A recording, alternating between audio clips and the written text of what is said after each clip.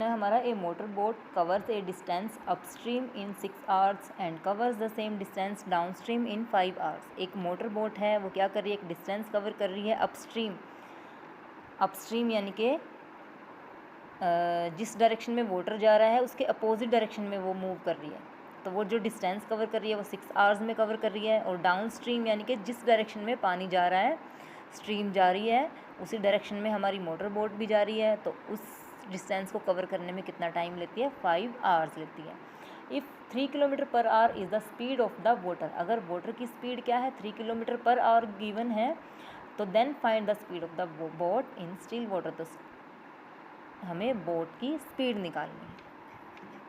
जो हमें निकालनी है वही हम एज्यूम कर लेते हैं। Let the speed of motor boat, motor boat की स्पीड क्या है, x किलोमीटर पर आवर ले लेते हैं। अब स्पीड ऑफ वाटर गिवन है हमें, स्पीड ऑफ वाटर कितनी है, 3 किलोमीटर पर आवर। अब डाउन स्ट्रीम है, डाउन स्ट्रीम स्पीड ले लेते हैं, स्पीड ऑफ मोटर बोट।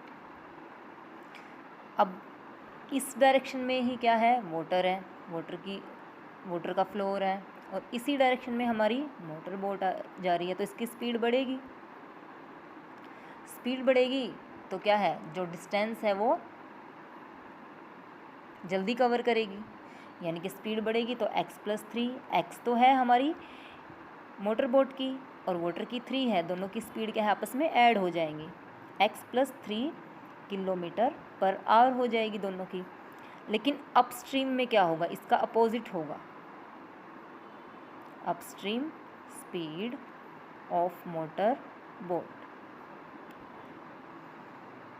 अब वाटर इस डायरेक्शन में जा रहा है और मोटर बोट इस डायरेक्शन में जा रही है, तो पानी इसका अपोज करेगा, यानी कि इसकी स्पीड कम होगी ना। स्पीड कम होगी तो x तो है इसकी, लेकिन 3 किलोमीटर ये कम कर रहा है, तो क्या करेंगे, x-3 किलोमीटर पर आवर, क्योंकि जो मोटर बोट है वो वाटर की डायरेक्शन के अपोजिट जा रही है, तो उसकी स्पीड क्या होगी, कम हो जाएगी।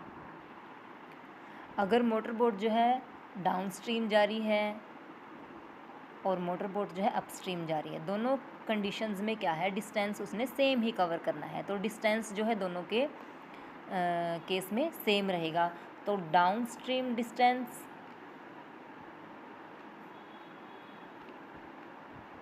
Is equal to upstream distance. अब डिस्टेंस होता क्या है, speed multiply time. Downstream जब हमने स्पीड ली थी तो क्या थी, क्योंकि वो क्या है, वाटर के फ्लो के साथ ही जा रही थी, तो उसमें स्पीड हमने प्लस की थी। टाइम कितना लिया था, अब स्पीड बढ़ी है तो क्या है, टाइम भी कम लेगा डिस्टेंस कवर करने में। तो 5 आवर्स गिवन है डाउन स्ट्रीम में। अप स्ट्रीम में क्या है, जब मोटर बोट जो है पानी के डायरेक्शन के अपोजिट जा रही है तो स्पीड कम होगी, स्पीड कम होगी तो टाइम भी ज़्यादा लेगा। देखो इस केस में क्या है, 5 आवर्स ले रहा है क्योंकि स्पीड ज़्यादा है। इस केस में क्या है, स्पीड कम हो गई तो क्या है, टाइम ज़्यादा लगेगा। इसको सॉल्व करेंगे, 5x + 15 is equal to 6x minus में 18। फिर से कांस्टेंट वेरिएबल को एक साइड, कांस्टेंट को एक तरफ ले लेते हैं, वेरिएबल को एक तरफ ले लेते हैं। यह आएगा हमारा -x is equal to -33, minus से माइनस कैंसिल, तो x की वैल्यू क्या आई, 33। तो स्पीड हमने क्या ली थी, स्पीड ऑफ मोटर बोट हमने x किलोमीटर पर आवर ली थी, जो कि किसके इक्वल आई हमारी, 33 किलोमीटर पर आवर।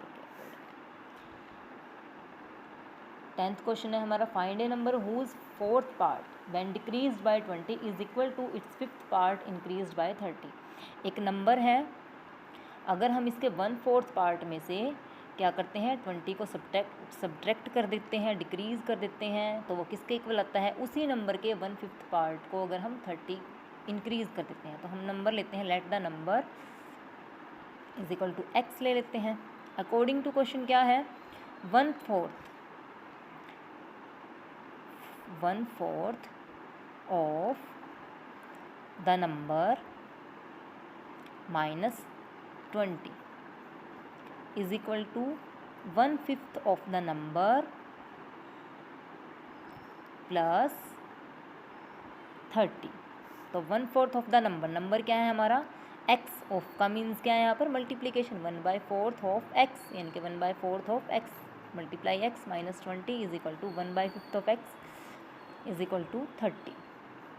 ये हो जाएगा x/4 minus 20 is equal to x/5 plus 30।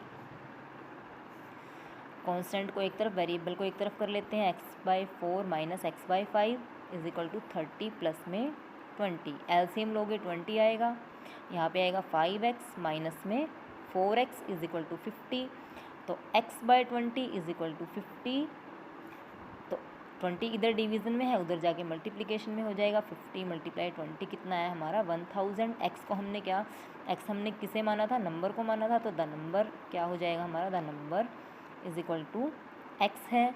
तो x क्या है हमारा 1000।